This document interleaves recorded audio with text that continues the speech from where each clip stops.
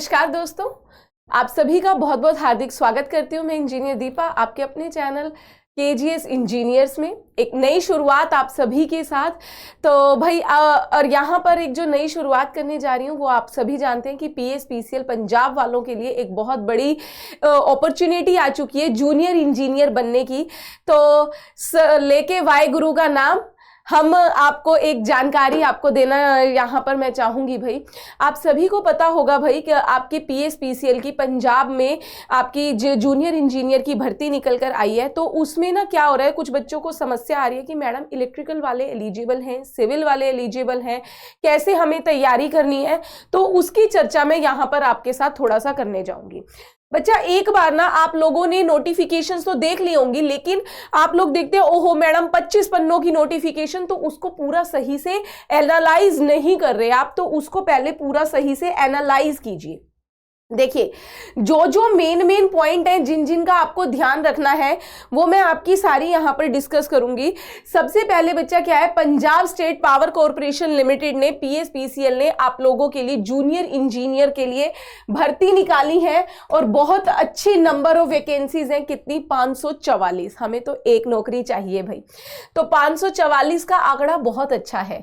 ठीक है, अब पहले कि कब मैडम फॉर्म भरे जाएंगे, कैसे फॉर्म भरना है, मेरी कौन सी ट्रेड इसमें अलाउड है, ये देखते हैं। सबसे पहले बच्चे आपका 9 तारीख से 9 फरवरी से फॉर्म भरने की प्रक्रिया शुरू हो चुकी है। तो आपको अपने फॉर्म अभी भी चल रहे हैं, भर लिया है, बहुत अच्छी बात है। नहीं भरा तो भर लो, लास्ट डेट का वेट मत कीजिए। लास्ट डेट है क्या मैडम? 1 मार्च 2024, यानी कि फरवरी का पूरा महीना है आपके पास भरने का। आप अपनी आराम से फॉर्म भर लीजिएगा और एक चीज ध्यान रखिएगा, टाइम पूरा है भरने का, कोई भी गलती मत कीजिएगा फॉर्म भरते टाइम, नहीं तो आगे सिलेक्शन में दिक्कत आएगी। क्या क्या पॉइंट आपको ध्यान रखने हैं वो देखिए। अच्छा, नो डाउट पे स्केल अच्छा है, ये मेन पॉइंट था। अब यहां पर देखिए और क्या मेन पॉइंट है यहां पर कि कौन कौन मैडम अब एलिजिबल है, कौन कौन अब एलिजिबल है। तो बच्चा उसने 3 टाइप की पोस्ट निकाली है। पंजाब स्टेट ने आपकी 3 टाइप की पोस्ट निकाली है। कौन कौन सी? सबसे पहली आती है ये जूनियर इंजीनियर इलेक्ट्रिकल वालों के लिए 378। भाई मेरे लिए तो बहुत अच्छी बात है, हालांकि मैं ये नहीं भरने वाली, लेकिन इलेक्ट्रिकल के टीचर होने के नाते तो भाई काफ़ी हम बहुत इस नंबर को, इस आंकड़े को बहुत अच्छा कह सकते हैं। 378 भर्तियां बहुत होती हैं भाई, 378। अच्छा, फिर इसके बाद जूनियर इंजीनियर सब स्टेशन पर 112, जूनियर इंजीनियर सिविल वालों के लिए भाई यहाँ पर 54 भर्तियां सिविल की भी यहाँ पर निकाली गई हैं। इस प्रकार से टोटल आपकी 544 हो जाती हैं। ठीक है, फिर इसके बाद यहां पर उसने आपको पूरा कैटेगरी वाइज, क्योंकि यहां पर रिजर्वेशन भी है भाई, यहां पर आपका क्या है, रिजर्वेशन भी आपको दिया जा रहा है, चाहे आपके एससी एसटी ओबीसी या फिर आपकी किस किस अकॉर्डिंग आपके इकोनॉमिकल वीकर सेक्शन, सभी के लिए कुछ सीट्स रिजर्व की गई हैं। और एक चीज और यहां पर बच्चे मैं बहुत इंपॉर्टेंट यहां पर बोलना चाहूंगी, खासकर मेरे फीमेल स्टूडेंट्स के लिए, फीमेल कैंडिडेट्स के लिए, यदि खासकर बच्चे अगर आप पंजाब से हैं, डिप्लोमा करा है इलेक्ट्रिकल, फीमेल है, तो भाई गोल्डन अपॉर्चुनिटी है, भर लीजिए फॉर्म। क्योंकि ये देखिएगा वुमेन के लिए हर, चाहे वो आपकी पोस्ट नंबर 1 2 3 किसी भी आप ट्रेड के हैं, इलेक्ट्रिकल के हैं, सिविल के हैं, वुमेन के लिए स्पेशल रिजर्वेशन है यहां पर। तो आप लोग भरिए भाई। ठीक है, कुछ कैटेगरीज, कुछ सीट्स वुमेन स्पेशल यहां पर हैं भाई। ठीक है, अच्छा ये आपकी रही कैटेगरी वाइज, मैंने आपको सारी यहां पर बताई। सेकंड पोस्ट की इस तरीके से, थर्ड पोस्ट की सिविल वालों की भी उसने, जनरल के लिए आपकी टोटल पोस्ट यहां पर उसने बताया, जनरल पोस्ट और जनरल के लिए 15, ईडब्ल्यूएस के लिए 5, एससी वालों की 5, इस तरीके से उसने क्लासीफाई किया हुआ है पूरा। अच्छा, ये हुआ। अब बात आती है मैडम एजुकेशन, बहुत से बच्चों को यहां पर आ जाइए, ये एक इंपॉर्टेंट पॉइंट है education madam, diploma, degree, MTech, क्या? तो सुनिए जरा बच्चे, अगर आपने किया हुआ है 3 साल का डिप्लोमा, जी हाँ, यहां पर 3 साल जरूर आपको ध्यान देना है, क्योंकि उसने यहां पर साफ साफ लिखा है फुल टाइम रेगुलर 3 या 4, 3 स्लैश करके 4 लिखा हुआ है। 3 या 4 साल का आपका डिप्लोमा है इलेक्ट्रिकल इलेक्ट्रॉनिक, या यहां पर इलेक्ट्रॉनिक्स वाले भी अलाउड है, याद रखिएगा।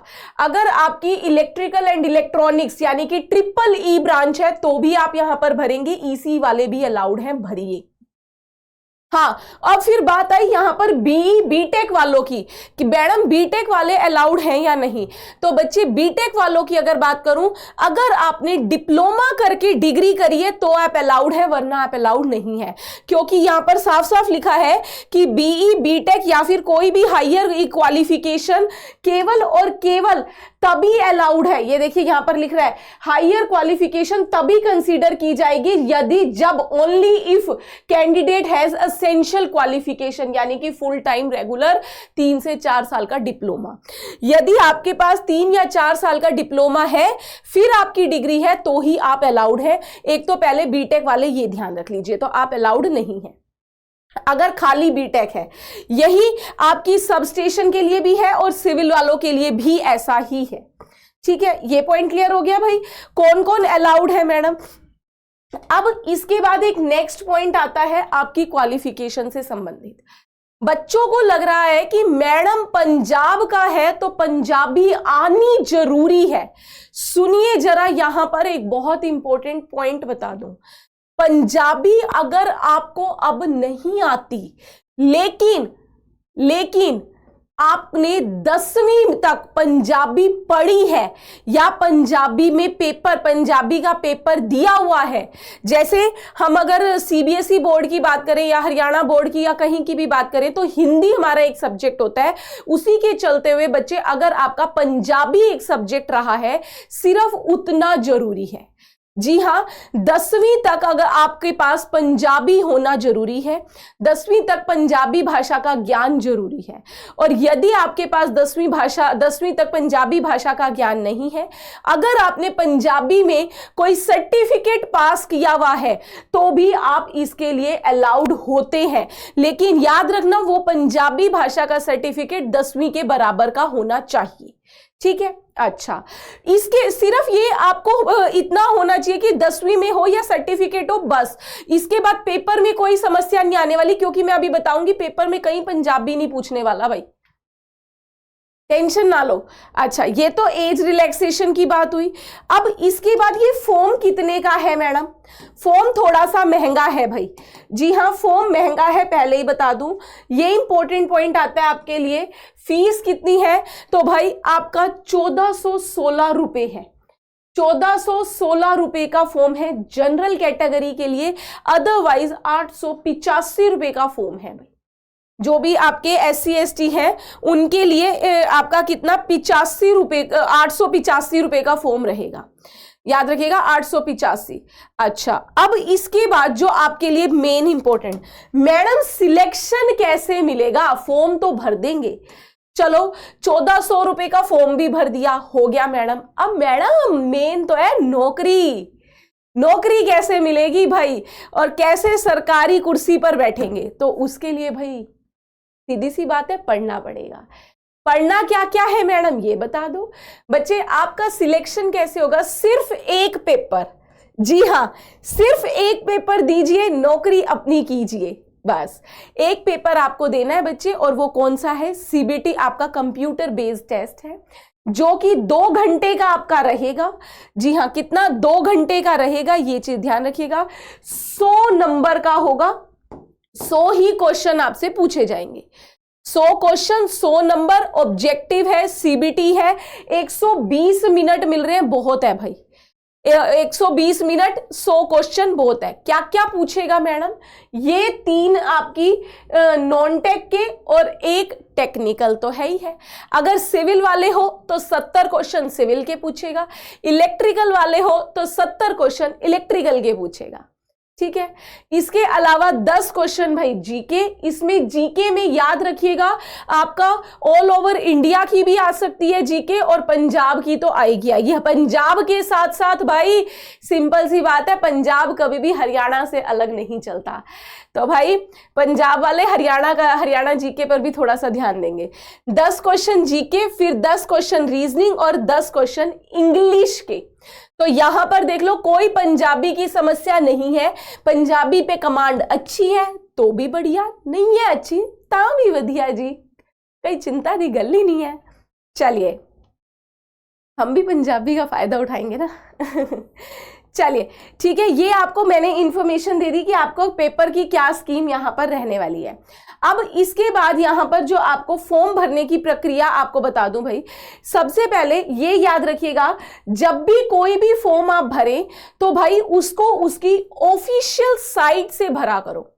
कहां से? ऑफिशियल साइट से। ऑफिशियल साइट आपकी इसकी कौन सी है मैं आपको ये बता दूं, हाईलाइट कर लीजिए, www.pspcl.in, ठीक है, www.pspcl.in पर जाकर आप अपना यहां जाएंगे, रिक्रूटमेंट पे जाएंगे। रिक्रूटमेंट में उसने यहां पर आपको कैटेगरी नंबर बता रहे हैं CRA 303/24, इस पर जाते के साथ आप अपना रजिस्ट्रेशन, न्यू रजिस्ट्रेशन पे क्लिक करोगे, आपसे डिटेल मांगेगा, नंबर, आपका वो नाम, डेट ऑफ बर्थ और आपका मोबाइल नंबर मांगेगा, फादर्स नेम मांगेगा और आपका रजिस्ट्रेशन हो जाएगा। ठीक है भाई, तो ये इस तरीके से आपको अपना फॉर्म भरना है। फिर उसके बाद सेकंड पार्ट में आपसे आपके डॉक्यूमेंट्स अपलोड करवाएगा, फोटो, सिग्नेचर, ये सब अपलोड करवाएगा, एंड देन फीस अपलोड करवाएगा।